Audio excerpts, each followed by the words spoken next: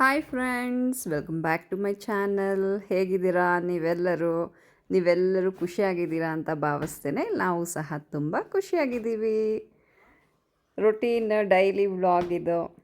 ಏನು ಹೇಳಲಿ, ಶುರು ಮಾಡ್ತಾ ಇದ್ದಂಗೆನೇ ಏನಪ್ಪ ಮಾತಾಡೋದು ಈ ದಿನದ್ದು ವ್ಲಾಗಲ್ಲಿ, ಈ ಥರ ಎಲ್ಲ ಮೈಂಡಲ್ಲಿ ಓಡ್ತಾ ಇರುತ್ತೆ.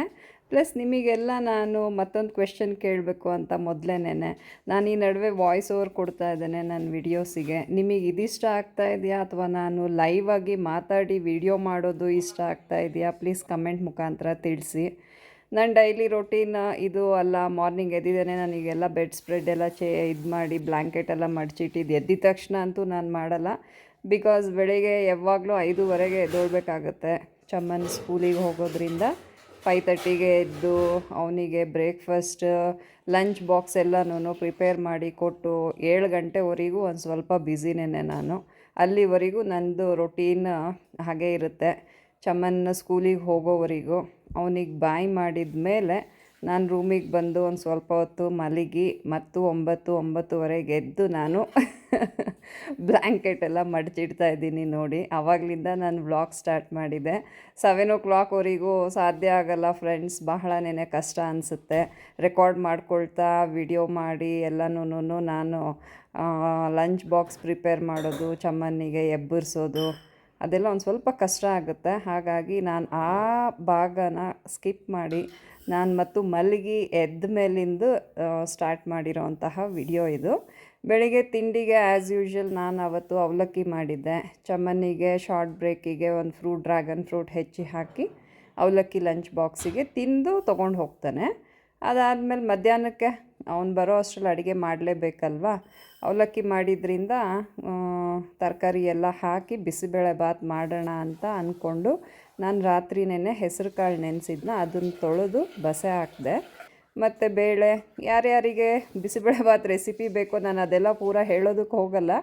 ಮುಂಚೆನೂ ನಾನು ಈ ರೆಸಿಪೀಸ್ ಎಲ್ಲನೂ ನನ್ನ ವಿಡಿಯೋಸಲ್ಲಿ ಅಪ್ಲೋಡ್ ಮಾಡಿದ್ದೇನೆ. ಸೊ ನೀವು ಚೆಕ್ ಮಾಡಿ. ಇವತ್ತು ಅದಕ್ಕೇನೆ ಎಲ್ಲನೂ ತರಕಾರಿ ಹಾಕಿ ಬಿಸಿಬೇಳೆ ಬಾತ್ ಮಾಡೋಣ. ಅದು ಚಮ್ಮನಿಗೂ ಬಹಳನೇ ಫೇವ್ರೆಟ್. ಹಾಗಾಗಿ ಎಲ್ಲನೂ ರೆಡಿ ಮಾಡ್ಕೊಳ್ತಾ ಇದ್ದೀನಿ ನೋಡಿ. ಎಲ್ಲ ಒಂದೊಂದೇನೆ ನೀಟಾಗಿ ತೊಗೊಂಡು, ಬಟಾಣಿ ಬೇರೆ ಫ್ರೆಶ್ಶಾಗಿ ತಂದಿದ್ರು ರಾಘು ಅವರು. ಬಟಾಣಿ ಇದ್ದರೆ ನಾನು ಮಿಸ್ಸೇ ಮಾಡಲ್ಲ. ಯಾವಾಗಲಾದರೂ ಒಂದು ಸಲ ಬಿಸಿಬೇಳೆ ಬಾತ್ ಮಾಡೇ ಮಾಡ್ತೀನಿ. ಫ್ರೆಶ್ ಬಟಾಣಿ ಇದ್ದರೆ ಹೆಲ್ದಿ ಅಲ್ವಾ. ಮತ್ತು ಶೇಂಗಾನೂ ಸಹ ಹಾಕ್ತೀನಿ. ಒಬ್ಬೊಬ್ಬರು ಬಟಾಣಿ ಹಾಕಿದರೆ ಶೇಂಗಾ ಹಾಕಲ್ಲ. ನನಗೆ ಚಮ್ಮನಿಗೆ ಎಲ್ಲ ಭಾಳ ಇಷ್ಟ ಶೇಂಗಾ ಹಾಕೋದು. ಹಾಗಾಗಿ ಶೇಂಗಾ, ಹುಣಸೆ ಹಣ್ಣೆನೆ ಹಾಕ್ತಾಯಿದ್ದೇನೆ ನೋಡಿ. ಈ ರೀತಿಯೇ ಇರುತ್ತೆ ಅಲ್ವಾ ಪ್ರತಿಯೊಬ್ಬ ಹೋಮ್ ಮೇಕರ್ದು, ಹೌಸ್ ವೈಫ್ದು ಲೈಫು. ರೊಟೀನ್ ಜೀವನ. ಬೆಳಿಗ್ಗೆ ಎದ್ದೋಳಿ, ಮಕ್ಕಳಿದ್ರೆ ಸ್ಕೂಲಿಗೆ ರೆಡಿ ಮಾಡಿಸ್ರಿ. ನಂದೊಬ್ಬಳದೇ ಅಲ್ಲ, ನಮ್ಮ ಅಕ್ಕ ಎಲ್ಲರದು. ನಾವು ನಮ್ಮ ಲೈಫಲ್ಲಿ ಓದಬೇಕಾದ್ರೂ ಸಹ 5 ಗಂಟೆಗೆ ಎದ್ದು ಬುಕ್ ತೆಗೆದು ಓದೋರಲ್ಲ. ಆದರೆ ಮಕ್ಕಳಿಗೋಸ್ಕರ ಬಹಳಷ್ಟು ಸ್ಯಾಕ್ರಿಫೈಸಸ್ ಮಾಡಬೇಕಾಗಿ ಬರುತ್ತೆ. ಅದೂ ಮೊದಲಿಗೆ ನಿದ್ದೆ ಸ್ಯಾಕ್ರಿಫೈಸ್ ಮಾಡಬೇಕು. ಅವ್ರ ಮಕ್ಕಳು ನಾವು ಪ್ರೆಗ್ನೆಂಟ್ ಇದ್ದಾಗಿಂದ ಅವಾಗ್ಲೂ mood swings, plus morning sickness, ಅದು ಇದು, ನೈಟ್ ಟೈಮ್ ನಿದ್ದೆ ಬರಲ್ಲ, ಹಾಗೂ ಇರುತ್ತೆ. ಮಕ್ಕಳು ಹುಟ್ಟಿದ ಮೇಲೆ ಅಂತೂ ಫೀಡಿಂಗು ಮತ್ತು ಅವಕ್ಕೆಲ್ಲನೂ ಡೈಪರ್ ಚೇಂಜ್ ಮಾಡೋದು, ಅದರದ್ದೆಲ್ಲ ನಿದ್ದೆ ಕೆಡ್ತಾ ಅವ್ರು ದೊಡ್ಡವರಾಗೋವರೆಗೂ ನಾವು ಆಲ್ಮೋಸ್ಟ್ ಸೆಕೆಂಡ್ PU ಅವ್ರ ಪ್ರೊಫೆಷ್ನಲ್ ಕೋರ್ಸ್ ಹೋಗೋವರೆಗೂ ನಿದ್ದೆ ಕೆಡಬೇಕಾಗತ್ತೆ ನಾವು ಪೇರೆಂಟ್ಸ್. ಅದರಲ್ಲೂ ತಾಯಂದರು ಬೆಳಿಗ್ಗೆನೇ ಎದ್ದು ಅವಕ್ಕೆ ತಿಂಡಿ ಮಾಡಿಕೊಡೋದೇ ನಮಗೆಲ್ಲ ಒಂದು ದೊಡ್ಡ ಟಾಸ್ಕು. ಒಂದು ಸಲ ನನ್ನ ಲಕ್ಕಿ ಏನಂದರೆ ಚಮ್ಮನ್ ಸ್ಕೂಲಲ್ಲಿ ಕೆಫಿಟೇರಿಯಾ ಇದೆ. ಸೊ ಯಾವತ್ತಾದರೂ ನಮ್ಮದು ಪೀರಿಯಡ್ಸ್ ಇದ್ದಾಗ ಆ ಟೈಮಲ್ಲೆಲ್ಲ ಎದ್ದೊಳೋದಕ್ಕಾಗಿಲ್ಲ ಅಂದರೆ ಅವನೇ ಎದ್ದು, ಅಷ್ಟು ಜಾಣ ಇದ್ದಾನೆ, ಹಾಲು ಕಾಯಿಸಿ ಮ್ಯೂಸ್ಲಿ ಹಾಕ್ಕೊಂಡು ಬಾಳೆಹಣ್ಣು ಕಟ್ ಮಾಡಿ ಹಾಕ್ಕೊಂಡು ತಿಂದು ಬಂದು ಹೇಳಿ ಅವರಪ್ಪ ಹತ್ರ 100 ರೂಪೀಸ್ ಈಸ್ಕೊಂಡು ಕ್ಯಾಂಟೀನಲ್ಲಿ ಲಂಚೆಲ್ಲ ತಿಂದ್ಕೊಳ್ತಾನೆ. ಹಾಗಾಗಿ ಒಂದು ಟೈಮ್ ಅದು ಆ ರೀತಿ ಸ್ಕೂಲ್ಸಲ್ಲಿ ಅವೈಲಬಿಲಿಟಿ ಇರೋದ್ರಿಂದ ಕೆಫಿಟೇರಿಯಾ ಎಲ್ಲನೂ ತುಂಬ ಅನುಕೂಲ ಆಗುತ್ತೆ. ಪ್ಲಸ್ ಈಗಂತೂ ಬಹಳಷ್ಟು ನಮ್ಮ ಬೆಂಗಳೂರಲ್ಲಿ ಹೊರಗಿನ ಕಡೆ ಬಂದುಬಿಟ್ಟಿದ್ದಾರೆ ಅಲ್ವಾ ಎಲ್ಲನೂ, ನಾರ್ತ್ ಪೀಪಲ್ ಎಲ್ಲ. ಅವರಿಬ್ಬರು ಪೇರೆಂಟ್ಸು ವರ್ಕಿಂಗ್ ಇರ್ತಾರೆ. ಹಾಗಾಗಿ ಮಕ್ಕಳಿಗೆ ಅವರು ಬ್ರೇಕ್ಫಾಸ್ಟ್ ಮಾಡಿಕೊಡೋದಾಗಲಿ ಲಂಚ್ ಬಾಕ್ಸ್ ಪ್ರಿಪೇರ್ ಮಾಡಿಕೊಡೋದು ಬಹಳ ಕಡಿಮೆ. ಚಮನ್ ಸ್ಕೂಲಲ್ಲಂತೂ ಅರ್ಧಕ್ಕರ್ಧ ಎಲ್ಲ ನಾರ್ತ್ ಕಡೆಯವರೇ ಇದ್ದಾರೆ, ಅವನ ಫ್ರೆಂಡ್ಸ್ ಎಲ್ಲರೂ. ಹಾಗಾಗಿ ಅವರೆಲ್ಲ ಬ್ರೇಕ್ಫಾಸ್ಟು ಸಹ ಬೆಳಿಗ್ಗೆ ತಿಂಡಿನೂ ಅಲ್ಲೇ ಕೆಫಿಟೇರಿಯಾ ಅಲ್ಲೇ ತಿಂತಾರೆ, ಪ್ಲಸ್ ಲಂಚು ಸಹ ಅವ್ರು ಅಲ್ಲೇ ಮಾಡ್ಕೊಳ್ತಾರೆ. ಯಾವಾಗಲೂ ಹೇಳ್ತಾ ಇರ್ತಾನೆ, ನಾನು ಅಲ್ಲೇ ಮಾಡ್ಕೊಳ್ತೀನಿ ಎದೋಳ್ಬೇಡ ಅಮ್ಮ ಅಂತ, ನಿಮಗೆ ಕಷ್ಟ ಆಗುತ್ತೆ ಇಷ್ಟು ಯೋಚನೆ ಮಾಡ್ತಾನೆ ನೋಡ್ರಿ.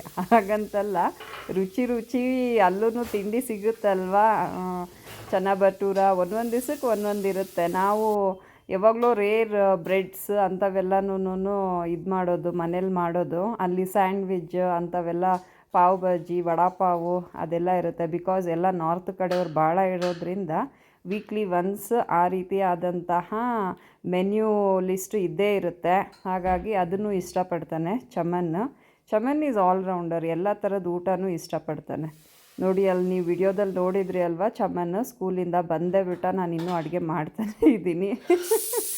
ಈ ಕುಕ್ಕರ್ ಕೂಗ್ಸಿದ್ದೇನೆ, ಎಲ್ಲ ತರಕಾರಿ ಬೇಳೆ ಅಕ್ಕಿ ಎಲ್ಲ ಹಾಕ್ಬಿಟ್ಟು ಒಗ್ಗರಣೆ ಹಾಕ್ತಾಯಿದ್ದೆ.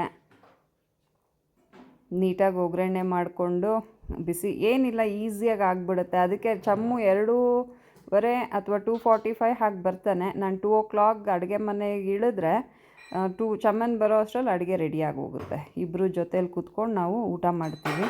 ಅದೊಂದು ಡೈಲಿ ರೊಟೀನ್. ಮಧ್ಯಾಹ್ನದೊತ್ತು ನೈಟ್ ಅವರಪ್ಪ ಜೊತೆಯಲ್ಲಿ ನೈಟ್, ಮಧ್ಯಾಹ್ನ ಮಾತ್ರ ಇಬ್ಬರು ಜೊತೆಯಲ್ಲಿ ಕೂತ್ಕೊಂಡೇನೆ. ಇಲ್ಲಾಂದರೆ ನೈಟು ಅಪ್ಪ ಮಗ ನಾನು ಮೂವರೂ ಕೂತ್ಕೊಂಡು ಊಟ ಮಾಡ್ತೇವೆ. ಇದಂತೂ ರೆಗ್ಯುಲರ್. ಎಗ್ ಮಾತ್ರ ಕಂಪಲ್ಸರಿ ಇನ್ಕ್ಲೂಡ್ ಆಗಿರುತ್ತೆ ನಮ್ಮ ಬ್ಯಾಲೆನ್ಸ್ಡ್ ಡಯೆಟಲ್ಲಿ. ಎಗ್, ಕುಕುಂಬರ್ ಅದನ್ನು ಮಿಸ್ಸೇ ಮಾಡಲ್ಲ. ನಾನು ಪ್ರತಿಯೊಬ್ಬರಿಗೂ ಹೇಳ್ತೇನೆ ಅಲ್ವಾ, ತಿನ್ನಬೇಕು, ಪ್ರೋಟೀನ್ಸ್, ಫೈಬರ್ಸ್ ಎಲ್ಲನೂ ಡೈಲಿ ಲೈಫಲ್ಲಿ ಇರಬೇಕು. ಆವಾಗಲೇ ನಾವು ಹೆಲ್ದಿಯಾಗಿರೋದಕ್ಕೆ ಸಾಧ್ಯ. ಪ್ಲಸ್ ನಾವು ಶಕ್ತಿಯಾಗಿದ್ರೇ ಅಲ್ವಾ ನಮ್ಮ ಫ್ಯಾಮಿಲಿನೂ ನಾವು ಹೆಲ್ದಿಯಾಗಿ ನೋಡ್ಕೊಳ್ಳೋದಕ್ಕಾಗಲಿ ಏನೇ ಮಾಡೋದಕ್ಕಾಗಲಿ ನಾವೂ ಏನು ಹೇಳ್ತೇವೆ ಆ ಪವರ್ ಬರೋದು ನಮಗೆ. ಆಲ್ಮೋಸ್ಟ್ ಮುಗೀತು ನೋಡಿರಿ. ಎಲ್ಲ ಒಗ್ಗರಣೆ ಹಾಕಿಬಿಟ್ಟು ಒಂದು ಸ್ವಲ್ಪ ಹುಣಸೆ ಹುಳಿ ಹಸಿ ವಾಸನೆ ಹೋಗೋವರೆಗೂ ನಾನು ಬಹಳನೇ ನೀಟಾಗಿ ಕುದಿಸ್ಕೊಳ್ತೀನಿ. ಅದನ್ನು ಹಸಿ ವಾಸನೆ ಹೋದ್ಮೇಲೆ ನಾನು ಕುಕ್ಕರ್ ಈ ಬೇಳೆ ತರಕಾರಿ ಎಲ್ಲ ಆ್ಯಡ್ ಮಾಡೋದು. ಇಲ್ಲಿ ನಾನು MTR ಬಿಸಿಬೇಳೆಬಾತ್ ಪೌಡರ್ ಯೂಸ್ ಮಾಡ್ತಾಯಿದ್ದೇನೆ. ನಮ್ಮಮ್ಮ ಎಲ್ಲ ಮನೆಯಲ್ಲೇ ಅವರು ಇನ್ಸ್ಟೆಂಟಾಗಿ ಹುರ್ಕೊಂಡು ನೀಟಾಗಿ ಇದು ಮಾಡ್ತಾರೆ. ಬಿಸಿಬೇಳೆಬಾತ್ ಪೌಡರ್ ಆಗಿರಲಿ, ಪುಳಿಯೋಗರೆ ಪೌಡರ್ ಆಗಿರಲಿ ಎಲ್ಲ. ನಮ್ಮತ್ತೆ ಅಂತೂ ಬಹಳ ಚೆನ್ನಾಗಿ ಪುಳಿಯೋಗರೆ ಗೊಜ್ಜು ಮಾಡಿ ಕಳಿಸ್ತಾರೆ. ನಮ್ಮಮ್ಮ ಬಿಸಿಬೇಳೆಬಾತ್ ಪೌಡರ್ ಅವ್ರು ಬಲ್ಕಾಗಿ ಮಾಡಲ್ಲ, ಇನ್ಸ್ಟೆಂಟಾಗಿ ಮಾಡಿ ಆವಾಗಲೇ ಮಾಡ್ಕೊಂಬಿಡ್ತಾರೆ ತಿಂಡಿಗೆ. ನಾವು ಅಷ್ಟು ಎಕ್ಸ್ಪರ್ಟ್ಸ್ ಇಲ್ಲ, ಹಾಗಾಗಿ ನಾನು MTRದೇನೆ ಯೂಸ್ ಮಾಡ್ತೇನೆ.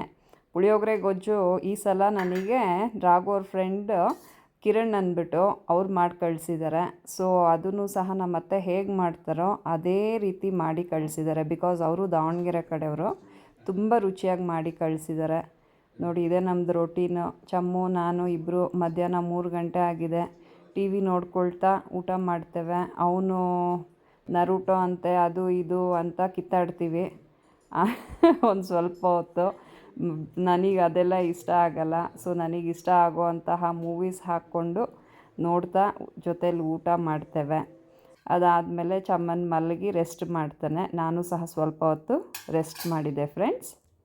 ವಾವ್, ನೋಡ್ತಾ ಇದ್ದೀರಾ ಏನಿದೆ ಹೇಳಿ, ಪೂರ ಕೆನೆನ ಎಲ್ಲ ನಾನು ಸ್ಟೋರ್ ಮಾಡಿ ಇಟ್ಟಿದ್ದೆ ಫ್ರೀಝರಲ್ಲಿ. ಇದನ್ನು ಸಹ ನಮ್ಮ ಅತ್ತೆಯವ್ರ ಹತ್ರದಿಂದ ನಾನು ಕಲ್ತಿರೋದು, ಬೆಣ್ಣೆ ಕಡಿಯೋದು. ನೀಟಾಗಿ ಅದನ್ನು ನಾವು ಕೆನೆ ಎಲ್ಲ ಫ್ರೀಝರಲ್ಲಿ ಇಟ್ಟಿರ್ತೀವಲ್ವ, ಬೆಳಿಗ್ಗೆನೇ ನಾನು ಹೊರಗೆ ಇಟ್ಬಿಟ್ಟಿದ್ದೆ. ಅದು ಫ್ರೀಝ್ ಆಗಿಬಿಟ್ಟಿರುತ್ತೆ, ಪೂರ ಐಸ್ ಆಗಿರುತ್ತೆ ಮೇಲೆದು ಕೆನೆ. ಸೊ ಅದನ್ನು ಬೆಳಿಗ್ಗೆ ಇಟ್ಟು ಸಂಜೆ ನಾನು ರೆಸ್ಟ್ ಮಾಡಿ ಎದ್ಮೇಲೆ ಬೆಣ್ಣೆ ಕಡಿತಾ ಇದ್ದೇನೆ ನೋಡಿ. ನೀಟಾಗಿ ಅದನ್ನು ಹಾಕ್ಕೊಂಡು ಮಿಕ್ಸರ್ ಜಾರಲ್ಲಿ, ಅದು ನಾವು ಜ್ಯೂಸ್ ಜಾರ್ ಬರುತ್ತೆ ಅಲ್ವಾ, ಅದರಲ್ಲೇ ಮಾಡಬೇಕು. ಒಂದು ಸಲ ನೀರು ಹಾಕಿ ನಾವು ಮಿಕ್ಸಿ ಇದು ಮಾಡಬೇಕು. ಅದಾದಮೇಲೆ ಇನ್ನೂ ಒಂದು 2-3 ಸಲ ನೀರು ಹಾಕ್ಕೊಳ್ತಾ ಇರಬೇಕು. ಬಿಸಿಲು ಇದ್ದಾಗ ಮಾಡಬಾರ್ದು ಇದನ್ನು, ಬೆಳಗಿನ ಜಾವ ಮಾಡಬೇಕು, ಇಲ್ಲಾಂದರೆ ಸಂಜೆ ಹೊತ್ತು ಬೆಣ್ಣೆ ಕಡಿಬೇಕು. ಯಾವತ್ತು ಮಧ್ಯಾಹ್ನದ ಹೊತ್ತು ಬೆಣ್ಣೆ ಕಡಿಬಾರ್ದು ಅಂತ ಹೇಳ್ತಾರೆ ನಮ್ಮತ್ತೆ. ಹಾಗಾಗಿ ನಾನು ಸಂಜೆ 6 ಗಂಟೆಯಲ್ಲಿ ಬೆಣ್ಣೆ ಕಡಿತಾ ಇದ್ದೆ ನೋಡಿ. ಅಷ್ಟು ಬೆಣ್ಣೆ ಬಂದಿದೆ. ನನಗಂತೂ ಬಹಳ ಖುಷಿ ಆಗೋಯ್ತು. ನಾನು ಇದೇ ಫಸ್ಟ್ ಟೈಮ್ ಬೆಣ್ಣೆ ಕಡಿತಾ ಇರೋದು. ನಾನು ವಿಡಿಯೋ ಲಾಸ್ಟ್ ನಮ್ಮದು ಚಾನಲಲ್ಲಿ ನೋಡೋ ಹಾಗಿದ್ರೆ ನಮ್ಮ ಅತ್ತೆ ಒಂದು ಸಲ ಬೆಣ್ಣೆ ಕಡ್ದಿದ್ದು ಹಾಕಿದ್ದೆ, ಪ್ಲಸ್ ನಮ್ಮ ಅಕ್ಕ ಒಂದು ಸಲ ಬೆಣ್ಣೆ ಮಾಡಿ ತುಪ್ಪ ಮಾಡಿದ್ದು ವಿಡಿಯೋ ಶೇರ್ ಮಾಡಿದ್ದೆ. ಇದೇ ಫಸ್ಟ್ ನಾನು ಬೆಣ್ಣೆ ಈ ಥರ ಎಲ್ಲನೂ ಕಡಿದು ನೋಡಿ ಸಪ್ರೇಟ್ ಮಾಡ್ತಾ ಇದ್ದೇನೆ. ಅದ್ರ ನೀರಿಂದ ಎಲ್ಲನೂ ಬೆಣ್ಣೆನ ಒಂದು ಸ್ವಲ್ಪ ಬೆಣ್ಣೆನ ತೆಗೆದು ಫ್ರೀಝರಲ್ಲೂ ಸಹ ನಾನು ಇಟ್ಕೊಂಡಿದ್ದೇನೆ. ದೋಸೆ ಮಾಡಿದಾಗೆಲ್ಲ ಬೆಣ್ಣೆ ದೋಸೆ ಭಾಳ ಚೆನ್ನಾಗಿರುತ್ತಲ್ವ. ಈ ಬೆಣ್ಣೆ ಈ ರೀತಿ ಎಲ್ಲನೂ ಬೇರೆ ಒಂದು ಮಂದ ಇರೋವಂತಹ ವೆಸಲಲ್ಲಿ ಮೀನ್ಸ್ ಪಾತ್ರೆಯಲ್ಲಿ ಹಾಕ್ಕೊಬೇಕು ನಾವು. ತಳ ತೆಳ್ಳಗಿರಬಾರ್ದು ಬೆಣ್ಣೆ ಕಾಯಿಸೋದಕ್ಕೆ. ಒಂದು ಸ್ವಲ್ಪ ಮಂದ ತಳ ಇರೋವಂತಹ ಸ್ಟೀಲ್ ಪಾತ್ರೆನೇ ಬಳಸಿ ನೀಟಾಗಿ ಇದನ್ನು ನಾನು ಟ್ರಾನ್ಸ್ಫರ್ ಮಾಡಿ ಆ ಬೆಣ್ಣೆನೂ ಸಹ ನಾವು ನೀರಲ್ಲಿ ಒಂದು 2-3 ಸಲ ವಾಶ್ ಮಾಡಬೇಕು. ಆ ರೀತಿ ಮಾಡೋದ್ರಿಂದ ಏನಾದರೂ ಈ ನೀರಲ್ಲಿ ಇರೋದು ಇದು ಎಲ್ಲ ಬಂದುಬಿಡುತ್ತೆ. ಮಜ್ಜಿಗೆದೆಲ್ಲ ಒಂಥರ ಇರುತ್ತೆ ಅಲ್ವಾ, ಅದೆಲ್ಲ ನಾವು ಎಷ್ಟು ವಾಶ್ ಮಾಡಿದರೆ ಬೆಣ್ಣೆ ಅಷ್ಟು ನೀಟಾಗುತ್ತೆ. ಸೊ ಈ ರೀತಿ 2 to 3 ಟೈಮ್ಸ್ ನಾನು ನೀರಲ್ಲಿ ಪೂರ್ತಿ ಈ ರೀತಿ ಮಾಡಿ ವಾಶ್ ಮಾಡಿ ಇಟ್ಕೊಂಡೆ. ಒಂದಿಷ್ಟು ನೀರು ಇರಬಾರ್ದು, ನೀಟಾಗಿ ತೆಗೆದು ನಾವು ಬಸ್ದು ಬಿಡಬೇಕು. ಈ ಕೈಯಲ್ಲಿ ಹೀಗೆ ಮಾಡ್ತಾನೆ ನೀರು ಸಪ್ರೇಟು ಬೆಣ್ಣೆ ಸಪ್ರೇಟ್ ಆಗೋಗುತ್ತೆ. ನೀರಲ್ಲಿ ಕರಗಲ್ಲ ಅಲ್ವಾ ಬೆಣ್ಣೆ, ಹಾಗಾಗಿ ಅದು ನೀಟಾಗಿ ಸಪ್ರೇಟಾಗಿ ಬಂದುಬಿಡುತ್ತೆ. ಇದನ್ನೆಲ್ಲ ನಾವು ನೀಟಾಗಿ ತೊಳೆದು ಇಟ್ಕೊಂಡ್ಮೇಲೆ ನಾವು ಬೆಣ್ಣೆ ಕಾಯೋದಕ್ಕೆ ಇಡಬೇಕು ಸ್ಟವ್ ಮೇಲೆ. ನೋಡಿ ಈ ರೀತಿ ಪೂರ ನೀರನ್ನ ತೆಗೆದುಬಿಡಿ, ಪೂರ ಪ್ರೆಸ್ ಮಾಡಿ ಎಲ್ಲ ಈ ರೀತಿ ಸೈಡಿಗೆ ಮಾಡಿ ತೆಗೆದು ಆ ನಂತರ ನೀವು ಬೆಣ್ಣೆ ಕಾಯಿಸೋದಕ್ಕಿಡಿ. ನಾನು ಈಗ ಇಡ್ತಾಯಿದ್ದೀನಿ ನೋಡಿ. ಪೂರ ಹೈ ಫ್ಲೇಮಲ್ಲಿ ಒಂದು ಸ್ವಲ್ಪ ಮುಂಚೆ ಇಡಿ. ಅದು ಸೈಡಲ್ಲಿರೋದೆಲ್ಲ ಕರಗಿ ನೊರೆ ಬರೋದು ಶುರುವಾಗುತ್ತೆ ನಿಧಾನಕ್ಕೆ. ಅದು ಪೂರ ನೊರೆ ಮೇಲೆ ಬರೋ ಟೈಮಲ್ಲಿ ಸ್ವಲ್ಪ ಮೀಡಿಯಮ್ ಫ್ಲೇಮಿಗೆ ಇಟ್ಕೊಳ್ಳಿ. ಪ್ಲಸ್ ನೋಡ್ಕೊಳ್ಳಿ, ನಿಮ್ಮದು ಚಿಕ್ಕದು ಪಾತ್ರೆ ಇಟ್ಟಿದ್ರೆ ಹುಕ್ಕಿ ಬಂದುಬಿಡುತ್ತೆ. ಆವಾಗ ಸ್ವಲ್ಪ ಅಗ್ಳಂದು ವೆಸಲ್ ಪಾತ್ರೆಯಲ್ಲೇ ಇಟ್ಕೊಳ್ಳಿ.